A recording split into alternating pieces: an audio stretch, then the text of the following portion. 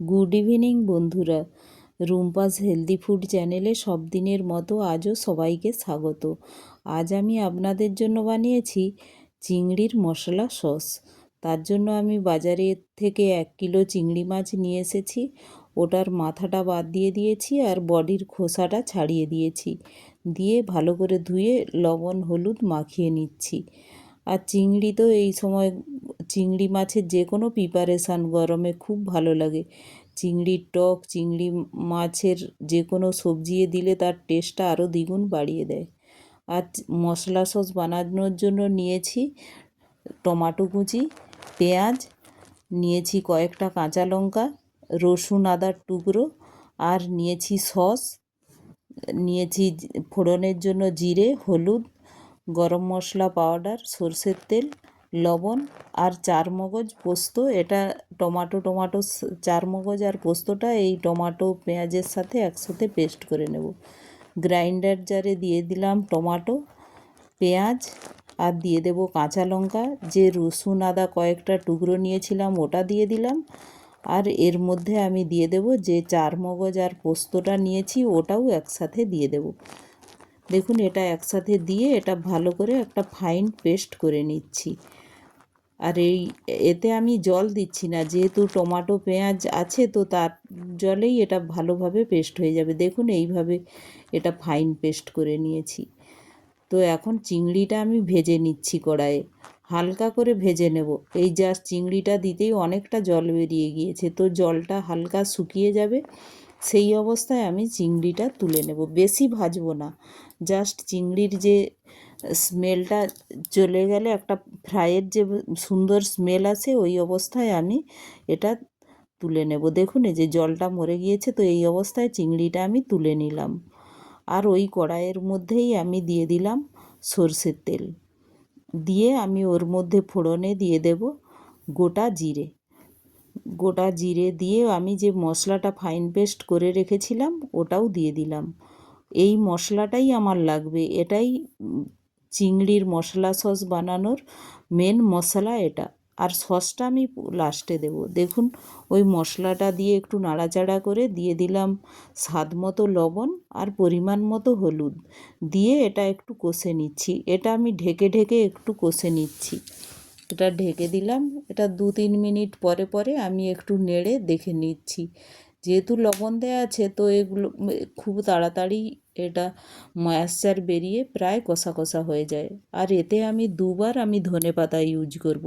তখন আমি ধনেপাতা দেখাই না, কুচানো ছিল না, তো এখন আমি ধনেপাতাটা এর মধ্যে দিয়ে দিলাম। এখন একবার দেব আর লাস্টে একবার দেব। তো ধনেপাতা দিয়ে নাড়াচাড়া করে এর মধ্যে গরম মশলা পাউডারটাও দিয়ে দিলাম। দিয়ে একটু আবার নাড়াচাড়া করে ঢেকে আরেকবার আমি কষে নেব। এটা ভালো করে দেখুন মিশিয়ে নিচ্ছি। মিশিয়ে নিয়ে এটা ঢেকে দিয়েছিলাম। দেখুন, মশলাটা এখন প্রায় কষা হয়ে গিয়েছে। আর আগের থেকে মশলাটা অনেকটাই ঘনত্ব বেড়ে গিয়েছে। তো এই সময় এর মধ্যে দিয়ে দিলাম যে চিংড়ি মাছটা আমি ভেজে তুলে রেখেছিলাম, হালকা ভেজে। তো এটা এর মধ্যে দিয়ে আমি ভালো করে মশলার সাথে আমি কষিয়ে নিচ্ছি। এটা আবার মশলার সাথে আমি একটু কষিয়ে নিয়ে আবার একটু ঢেকে কুক হতে দেব। দেখুন, মশলার সাথে ভালোভাবে আমার প্রায় মেশানো হয়ে গিয়েছে। তো এই সময় আমি একটু এর মধ্যে দিয়ে দেব মশলা ধোয়া জলটা। খুব কম পরিমাণে এটা জল দিতে হবে, যেহেতু এটা মশলা সস হবে, তো মশলাটাই মাখা মাখা থাকবে। তো খুব মশলা ধোয়া জলটা একটু দিয়ে আমি ওইটা কষে ভালো করে একটু নেড়ে নিচ্ছি। দেখুন, এইভাবে ঘনত্বটা পুরো গাঢ় থাকবে। তো এই সময় আমি এটা নাড়াচাড়া করে ঢেকে দিলাম। ঢেকে 3-4 মিনিটের মতো কুক হতে দেব। বেশি সময়ও লাগে না রান্নাটায়, কিন্তু টেস্টে অতুলনীয় হয়। তো অবশ্যই এইভাবে একবার বানিয়ে দেখবেন, না বানালে বুঝতেই পারবেন না যে এর এত সুন্দর টেস্ট। দেখুন, এইভাবে আমার প্রায় হয়ে এসেছে রান্নাটি। এই সময় আমি ভালো করে নাড়াচাড়া করে নিচ্ছি। এটা মশলাটা প্রায় এখন শুকিয়ে এসেছে। আর একটু নরম থাকতে থাকতেই এর মধ্যে দিয়ে দেব সস। সসটা দিয়ে ভালো করে নাড়াচাড়া করে নিলাম। আর সসটা দিয়েও আমি এটা ভালো করে নাড়াচাড়া করে আমি 2-3 মিনিটের মতো সসের সাথে আবার এটা, যাতে ফ্লেভারটা পুরো চিংড়ির মধ্যে ভালোভাবে আসে, তার জন্য সস দিয়ে নাড়াচাড়া করে এটা আমি আরেকবার ঢেকে একটু হতে দেব। একটু ঢেকে দিলাম। তো এটা, এই যে ফ্লেভারটা এখনই এত সুন্দর আসছে, কি বলবো, ফ্লেভারেই মনে হচ্ছে যে ঘ্রাণেন অর্ধভোজনও বলে সেটাই অবস্থা যেন। তো দেখুন, এইভাবে আমার প্রায় সসের সাথে এটা কষা হয়ে গিয়েছে। তো এই সময় আমি এর মধ্যে আর একবার ধনেপাতা কুচি দিয়ে দেব। ধনেপাতা কুচি দিয়ে নাড়াচাড়া করে আমি এটা একটু ঢেকে দেব। আর স্লো গ্যাসে, দেখুন এখনও আমি খুব স্লো গ্যাসে রেখেছি। এই সময় এটা স্লো গ্যাসেই এটা করতে হবে, যেহেতু মশলা আছে তো বসে যায়। তো এখন আমি গ্যাসটা বন্ধ করে দিলাম।